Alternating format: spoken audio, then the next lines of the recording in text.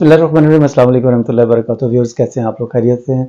आज मैं जो टॉपिक लेके आया हूँ बहुत ही कॉमन सा टॉपिक है। आप देखते हैं कि आजकल जो मौसम है बहुत खुश्क है, बहुत ठंडा है और हमारे बहुत सारे मसाइल, जिनमें एक सबसे बड़ा मसला जो देखने में आ रहा है बच्चों में भी और बड़ों में भी, वो है बुखार का हो जाना, गले के ख़राब हो जाना और इसी तरह दीगर अमराज का आ जाना, जिसमें बच्चे जो है बड़ी तकलीफ़ के साथ मेरे पास आते हैं। यकीन करें, इतने बच्चे और बड़े भी इतनी तकलीफ़ के साथ आते हैं। खांसी बहुत उनमें कॉमन चीज़ होती है।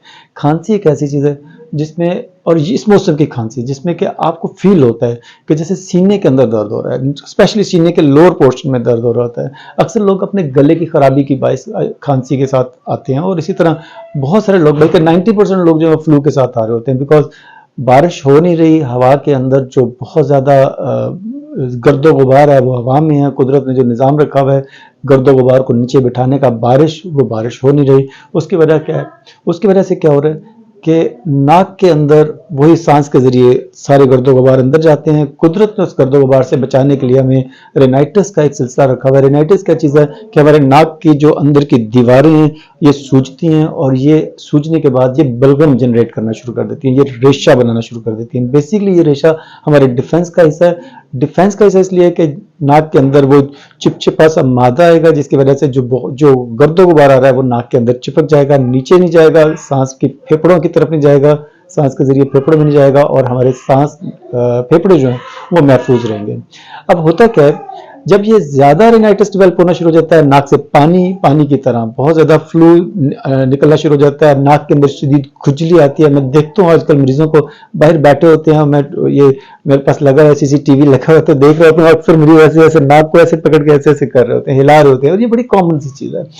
अब इसकी वजह से क्या होता है, यही रेशा आपके गले के अंदर गिरता है। गले के अंदर जब लगातार गिरता है तो गले को खराब करता है और जब ये नीचे की तरफ जाता है तो लेरेंजाइटिस बनाना शुरू कर देता है। अब जैसे ही नीचे की तरफ जाएगा, लेरेंजाइटिस बनेगा, तो आपको फीलिंग्स ये आएंगी कि जैसे खांसी आ रही है और खांसी के साथ सामने की जो स्टर्नम हड्डी है, सामने की जो हड्डी है, इसके नीचे आपको दर्द का एहसास होना शुरू हो जाएगा। और यही चीज अगर नीचे की तरफ चली जाएगी तो आपको फेफड़ों के अंदर जो वो खुश्की और फेफड़ों के अंदर जो वो दर्द का एहसास होगा। होम्योपैथिक में इसका इलाज क्या है? होम्योपैथिक में हमारी एक मेडिसिन है ब्रायोनिया। ब्रायोनिया अगर आप इस्तेमाल करेंगे तो आपको नजर आएगा कि लिप्स ड्राई हैं, बंदे का मुंह खुश्क है, खांसी खुश्क है, फेफड़ों के ऊपर खांसते वक्त हाथ रख रहा है, सीने के ऊपर हाथ रख के खांसी करता है, बिकॉज उसे दर्द होता है।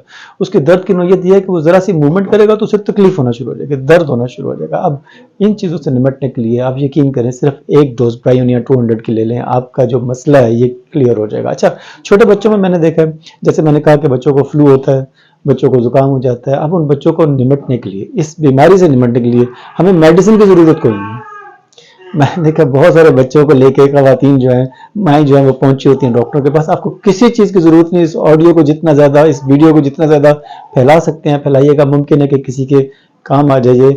खुले मुंह वाली एक देगची लेनी है, उसके अंदर पानी डाला, उसके अंदर नमक डाल दिया, नमक हर घर में मौजूद है, नमक डाला, और आपके पास अगर सफेदे के पत्ते अवेलेबल हैं, सफेदे के पत्ते, आम दरख्त लगा हुआ है, सफेदे के पत्ते जो नए पत्ते हैं उसके, उनको निकालें, थोड़ा सा मसल के पानी के अंदर डालें, उसको बॉईल करें, उबलते हुए पानी को, जिसमें से भाप निकल रही हो, जहां पे बच्चा सोया हुआ है उसके बेड के नीचे रख दें।